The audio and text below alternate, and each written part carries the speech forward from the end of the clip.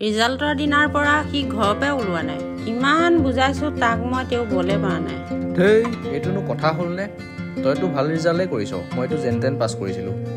ইমান দিনৰ পৰা ৰিহাৰ্চেল কৰি এতিয়া বিহুখনলৈ নগ'লে কেনেকুৱা লাগিব বাৰু কচোন? যোৱাততো যাব পাৰিম, কিন্তু মানুহে বৰ বেয়াকৈ চাই। ধেই আনে কি ভাবিব কি ক'ব এইবোৰ ভাবি থাকিলে তই লাইফত একোৱে কৰিব নোৱাৰিবিচোন।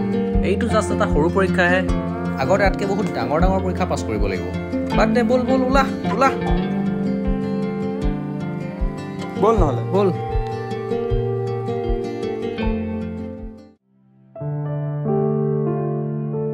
হেৰা ডেকা ল'ৰা, ক'ত যোৱা হে? আমি অলপ ওলাই আহিলোঁ। ই একে মা দেখাৰো দিব নোৱাৰা হ'ল নেকি? ইমানে ভাল ৰিজাল্ট কৰিলে। খুৰী এইবোৰ বন্ধ কৰক আৰু। কিমান আৰু এনেকৈ লোকৰ পিছত লাগি থাকিব? ল'ৰা এজনে বেয়া ৰিজাল্ট কৰিলে বুলি যে তাক ঠাট্টা কৰিব লাগিব এইটো কথা নহয়তো। কেতিয়াবা নিজৰ কথাও অলপ ভাবিবচোন, নিজে কি কৰি আছে।